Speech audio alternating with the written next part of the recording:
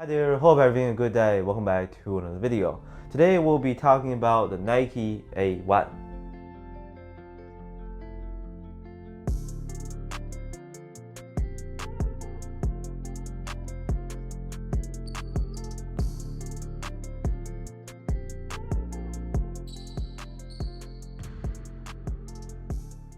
So retail price is set at 110 US dollars. Like the D-Lo one, that's decently priced, I think, especially in today's standard, also as a signature sneaker.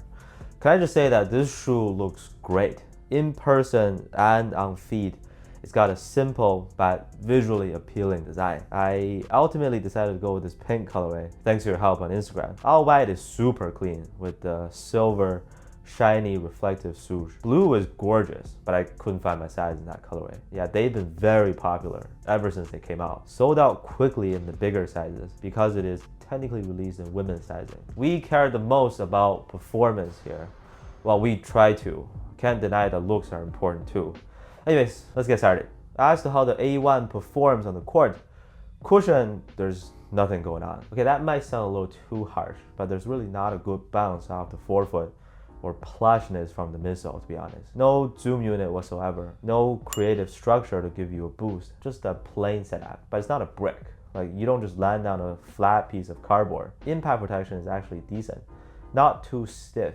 That's pretty much it. The most I can say is that the Cushlon 3.0 is quite soft in the heel. I think it comes down to your expectations. For an $110 shoe, this setup is fair, I guess. At this price point, why not just give it something like the LeBron Witness 8? That shoe retails for the same price.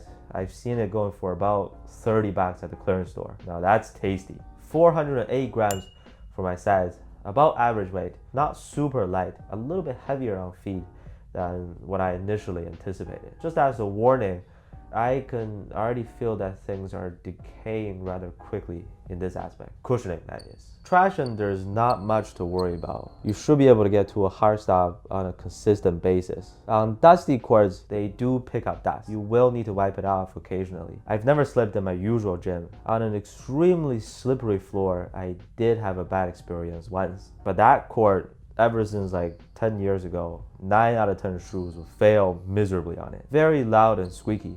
Didn't take a long time to break in, so traction performance is more than satisfactory. It's great based on my experience. I doubt it'll be very durable for outdoor use, however. I'm planning to keep mine for indoors, so only based on how the rubber feels and how the grooves are constructed, I think they're best out for indoors only. With the fit, it gets a little tricky here because the shoe runs very snug going through the sides, especially on the lateral side of the toe box. My toes are almost protruding out and it can get uncomfortable for those who have wider than average feet. One, it's gonna take a while to break in. Two, after a long stretch, your feet will get sore. I can almost guess that 80% of people can feel it. And the moment I took them off my feet, that was an instant relief. For that reason, you can go half size out, so it's not as tight. But again, the problem is some sizes are just very hard to find. Most Nike stores don't carry anything past a size 10 women's, which is equivalent to a size 8.5 men's. So you might not be able to try them on in person. I was lucky that Foot Locker had my size, but that was the last pair too. So if I had the choice, I would size up. To be safe, half size up might be the most ideal option that I would recommend to you. Material, this ain't A1, this joint B2. Nothing premium or plush, kind of plasticky. Makes that cheap sound sometimes when you try to bend it. I will give them credit for the amount of padding though. The tongue feels pretty thick actually.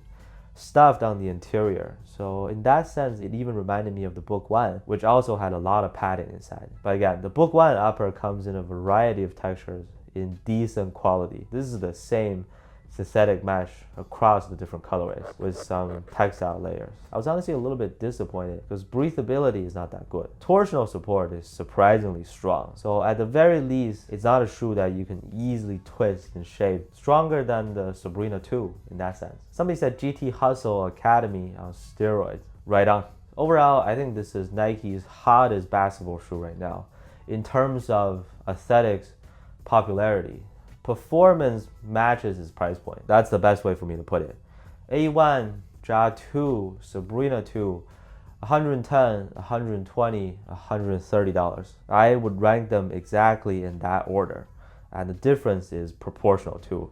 Jack 2 is about $10 better to me, so they are about the same level. Here, cushion is meh, traction is great. Just please remember that it's a very tight and snug fit that brings soreness over time. Borderline A-tier performer, in my personal opinion. But as always, I'd love to know what you think about the Nike A1. Any thoughts, concerns? If you got a pair already, please let us know how they're doing for you. Thank you so much for watching, and I'll see you next one.